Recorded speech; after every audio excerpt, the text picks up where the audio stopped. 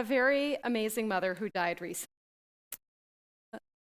She was beautiful, wise, funny. She was a big believer in peace and social justice way before it became a thing, and everybody loved her. I mean, I'm not exaggerating. In my town, if I say I don't even have to say anything. I have to say my last name, and everybody will say, "Oh my God, you're Barb Barry's daughter, Barb Barry. I love her. She's amazing. She's the reason I'm not in jail. She took me in when I was homeless. She's the best person on the library board." And sometimes I'm like, I get it. She's amazing. I have a name. It's Rebecca. I wrote a book. And my mom would be like, "Yeah, you wrote a book." Like, my mom didn't want to be, in competition with anybody. And but I loved her too. I loved her so much. She was amazing. And I was thinking about this on Valentine's Day, this past Valentine's Day. Was in the kitchen in her house, and I had just gotten her home from dialysis. And I'd gotten her into bed, and it had been such a hard day. Her pain at that point was so bad, and she had whimpered at every move. And I was in the kitchen making iced tea, and I was trying not to cry. And I took the iced tea into her, and I looked at her lying in bed, and I couldn't help it. I burst into tears. And my mother said, she was still well enough to be my mother, so she was like, "Oh, sweetheart, what's wrong?" And I thought, "Oh, you're dying. You're leaving soon. And I hate seeing you in this pain." And I looked at her and I said, "You're old." And my father came running in and he was like, "What's happening? What's happening? Why is Becky crying?" And Mom goes, "Becky thinks we're old." And my father goes, "Oh, we are. We're really old." And then I wiped my eyes and I said, "Oh, I'm sorry. I love you so much, and I don't know what I'm going to do when you're gone." And my mother looked at me and she said, "You'll be okay." And she said, "No, you will. You're very good at being alive." And it was such a that's nice, right? She's amazing. And so I went home and I thought, that's such a nice thing to say. I wonder what it means. And I never asked her. Too late. But to me, being good at being alive means being able to feel things. And because I'm someone who's very sensitive, I feel a lot. And I can't positive think my way out of a box. Like, if you tell me to think positively, I'll think, "I hate you." Like, I just can't do it. So what I've learned is if I can just allow my feelings to be where they are and move through them, I actually feel a lot more joy than when I'm trying to feel something I think I should be feeling. And it's a practice. And the thing that really has helped me with it is one of my favorite spiritual teachings, which is about the difference between happiness and joy. And happiness is circumstantial, right? When things are going well, you're happy. But when they're not going well, you have to positive think your way into being happy. But joy is a much bigger vibration because it includes everything. So you can be laughing and crying, and that's joy. Or you can be really angry, and then someone hears you and understands, and you feel understood, and that's joy. Or you can have had a terrible year where there was no joy, and then something happens, like there's a release, and you get a divorce, or you, I don't know, like leave your job. And even though it feels bad, there's like this quiet, exciting freedom that creeps in that you forgot was possible, and that's joy. And this helped me so much when my mother was dying because I was afraid of that woman dying for years. She had dialysis for a long time, or dialysis for a long time. And when it finally came, everything I was afraid of happened. There was grief, there was sorrow, there was loss, but there was also celebration and love and light and ultimately. So as the week went on, her pain got worse and she couldn't get out of bed and she missed 2 dialysis treatments. And by Friday, my sisters and I were all gathered at the house. And Saturday morning, we got up and we knew it was a big day because if she missed one more dialysis treatment, she would start to die.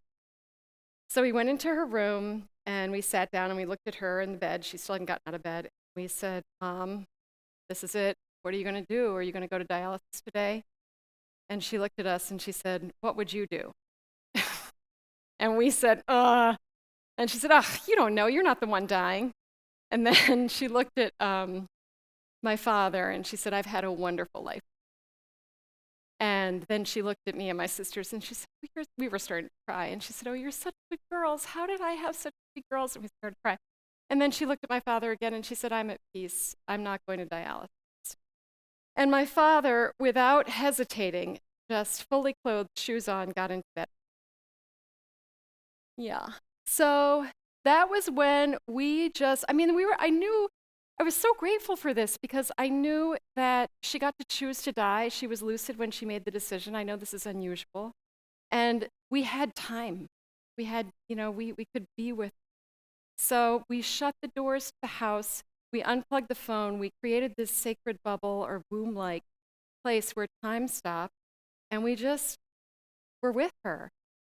And so for the next 2 days, we sort of gathered around her bed and we laughed and we talked and we played a lot of music and we sang. And the music was so great because we kept crying. So when one person broke down and cried, they could do so unapologetically and everybody else would carry the melody. And in that way, we just kind of supported each other through song until we sang Lean on Me. And we got to that verse, it goes, please swallow your pride.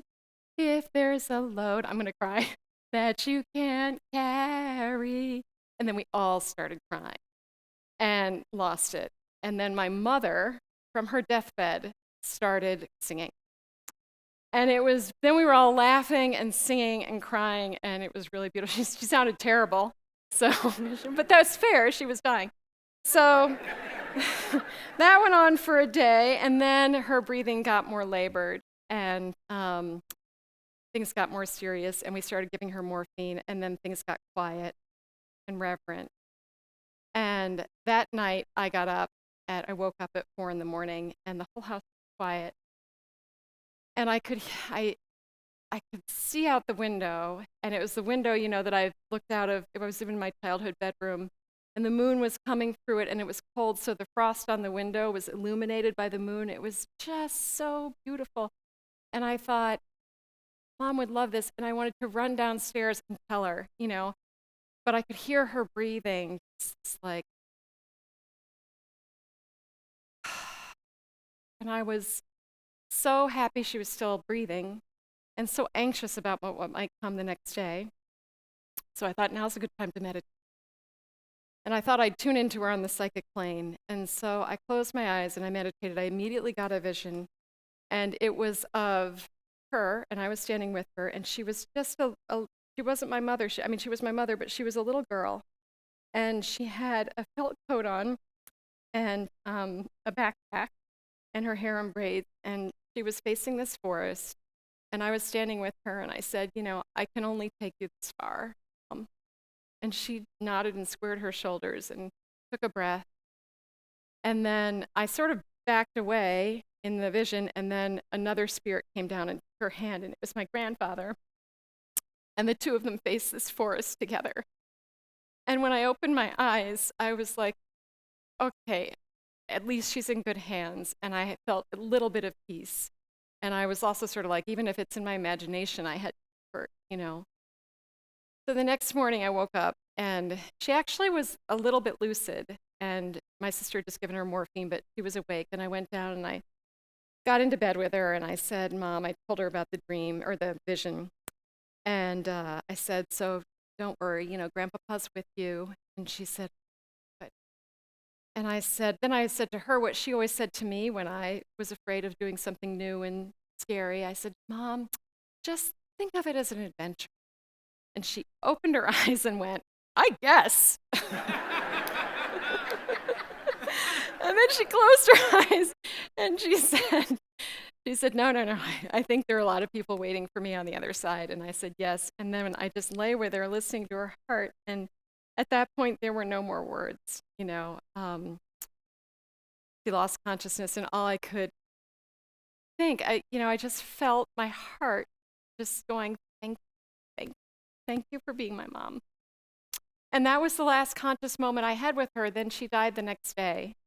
And, she picked beautiful about her death. She was alone, but we were all in the house doing exactly what we wanted, doing things the living do, which is what she would have wanted. I was writing, my nieces were drawing and painting, my father was stacking wood, my sisters were upstairs talking. And I closed my computer on the piece I was working on, and I knew. And I just said, I think Mom just died. And we went into the bedroom, and she had just drawn her last breath. And then everybody came in, and we were all crying. And it was good crying, it was the kind that comes up from your core. It was so appropriate.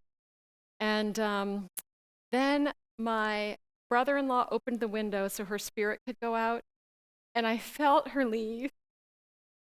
And it was like this expansion. It was just like she flew out, and she was free of her pain, and she was free from everything. It was like she was so proud of the work she'd done, and she was she was one with everything and part of me. And I was so proud of her. And my heart, which was completely shattered, was completely full at the same time. And it was pure joy. It was like, that was joy. And so then we were waiting for her to go, or we were waiting for them to come take her body. And I was sitting there, and I thought, well, maybe I'll tune in one more time. I know she's still floating around here, so I'll see if she has a message for me. And I have it. I'll read it to you since we're all friends now. Dear Becky, you don't need, I was trying to figure out whether or not to stay with the body, too. I was like, maybe I need to stay with the body. And she wrote, you don't need to sit with my body any longer. Go outside. Feel the sun on your skin. Feel the light in your heart, the sorrow, the love, and the humor. Thank you. Go do your best work, which just means doing what you're already doing, because it's all been your best, even when it wasn't very good, because that was the best you could do at the time.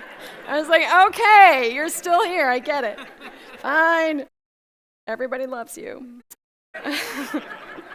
Now you all love her too, probably. And then this message came in later, and I actually don't know if it's from Mom or me, or it was when I was meditating, or from the whole universe, but I think it's from all of us, and it's to everyone who can use it. And it goes like this. Feel everything as much as you can without hurting yourself or others. When you're mad, feel your anger so it can move to hurt, to tears, which can move to laughter, which moves to joy. When you're happy, feel your happiness so it can move to ecstasy, which moves to joy. When you're jealous, feel your longing so it can move towards your soul's path, or so you can move towards your soul's path, which can lead to joy. When you're lonely, feel your loneliness so it can move to comfort from yourself or others. Feel everything you can without judgment. It's that depth of emotion and moving through every feeling that brings joy to the whole world. And this is all of us in the kitchen the night after Mom died.